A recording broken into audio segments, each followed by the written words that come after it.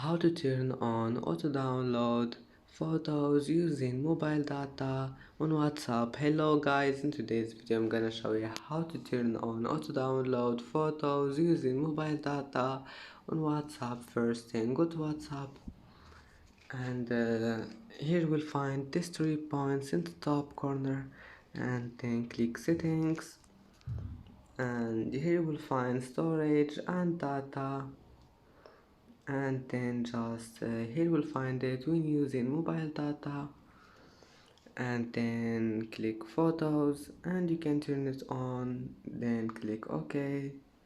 Now just go back, it will be saved. And that's it for today's video. If you like this video, don't forget like and subscribe, and thank you for watching this video until the end. And now see you in the next video.